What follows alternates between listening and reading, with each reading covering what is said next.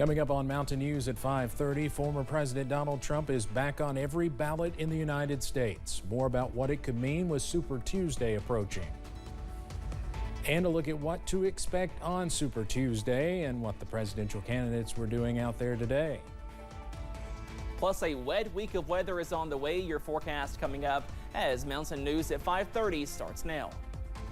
Dedicated to Southern and Eastern Kentucky, this is WYMT Mountain News at 5:30. Good evening, I'm Steve Hensley. The U.S. Supreme Court makes it official. Donald Trump's name is eligible to appear on the ballot in Colorado and every other state across the country. The nation's highest court's ruling comes a day before Super Tuesday and less than a month after the court heard oral arguments in the case.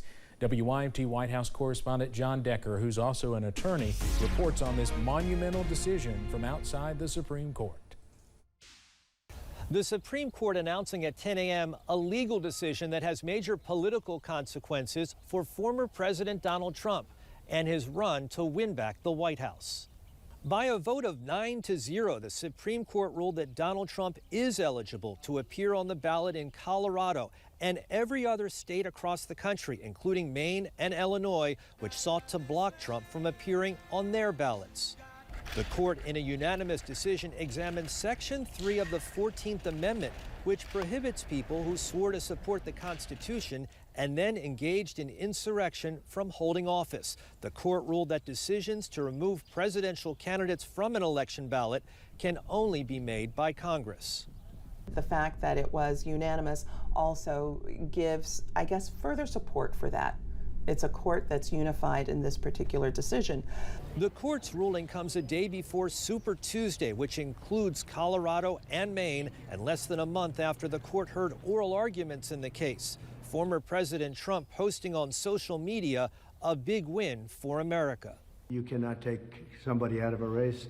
The voters can take the person out of the race very quickly, but a court shouldn't be doing that, and the Supreme Court saw that very well, and I really do believe that will be a unifying factor. The court may still have a further impact on the 2024 presidential election. Late next month, it will hear oral arguments concerning whether a former president has absolute immunity from criminal prosecution.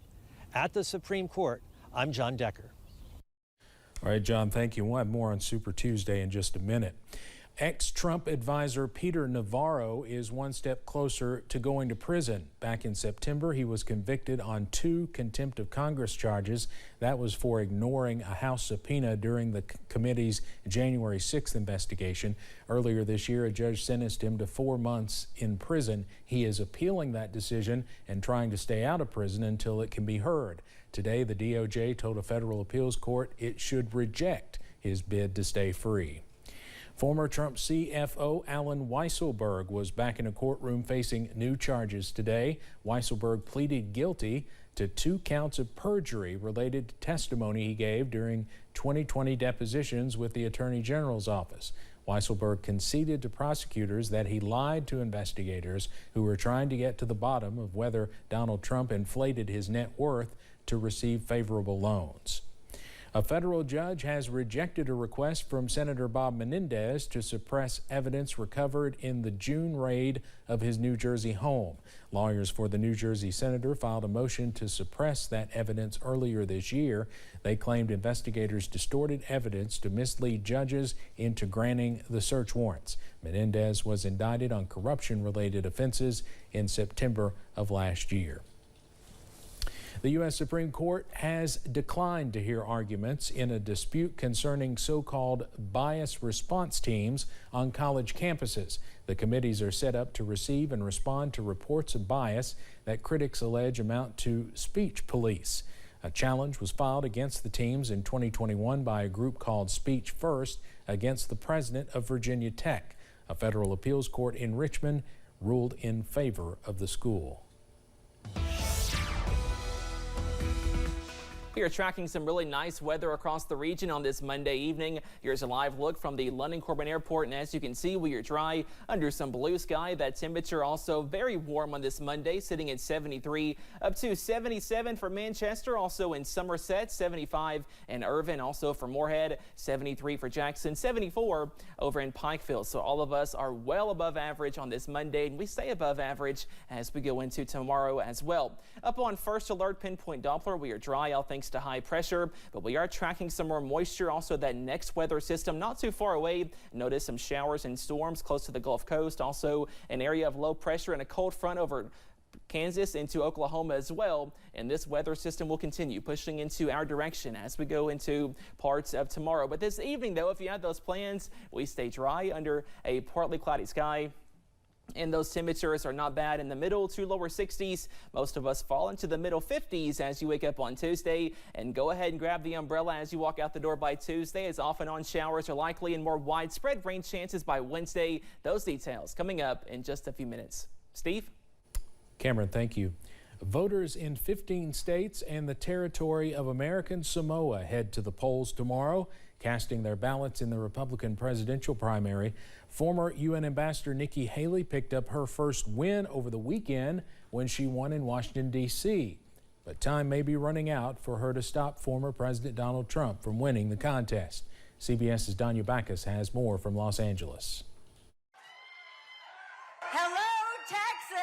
Nikki Haley urged voters in Texas to go to the polls on Super Tuesday. We don't anoint kings in America, we have elections. And Texans deserve the right to be able to vote.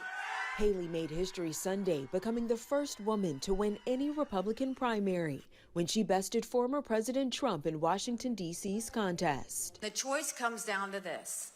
We can either have more of the same, or we can go in a new direction. Still, the former UN ambassador is far behind the former president and delegates needed to secure the GOP nomination. We've been launching like a rocket to the Republican nomination.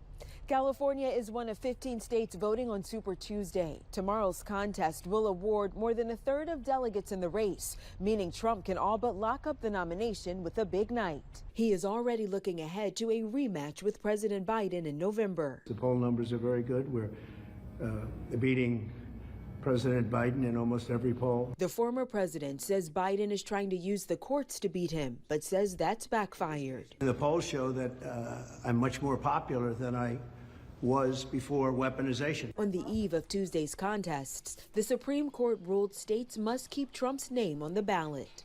Danya Backus, CBS News, Los Angeles. And again, that Supreme Court ruling clears the way for Trump's name to appear on the ballot in Colorado, and that's one of the states voting tomorrow during Super Tuesday. Senate GOP whip John Thune put his name in the running to be the next leader of his party. Thune announced plans to run for the position today. Senator Mitch McConnell, who's held that position since 2007, announced he's stepping down later this year. Thune will face some competition. Last week, former whip John Cornyn of Texas announced he's also running for the position. Other potential hopefuls include Senators John Barrasso, Rick Scott, and Steve Daines. The FAA has found multiple instances of quality control issues at Boeing following a 6-week audit. The audit came after the in-flight door plug blowout on an Alaska Airlines Boeing 737 MAX 9 in January. FAA investigators found non-compliance issues in multiple areas of Boeing's operation. This is in addition to a separate report started prior to the door plug incident but released last month that found gaps in Boeing's safety culture.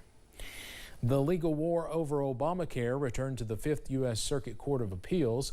The latest case concerns the Affordable Care Act provision that mandates insurers cover some preventive care services at no cost to patients.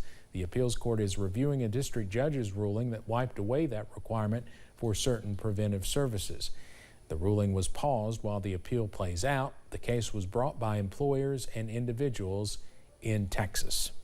CVS and Walgreens will start selling the abortion pill mifepristone in certain stores in several states. Following a rule change at the FDA, the medication will be available in states where abortion is legal. A Walgreens is expected to begin dispensing the pills within a week in New York, Pennsylvania, Massachusetts, California, and Illinois. CVS will begin filling prescriptions for the medication in Massachusetts and Rhode Island in the weeks ahead. Still need a prescription. So this is not over the counter, to be very clear. You still need a prescription. But in the past, access has been either through specialty clinics, which stock the medication, or through telemedicine and mail order pharmacy. And so it really does open up avenues for women to access.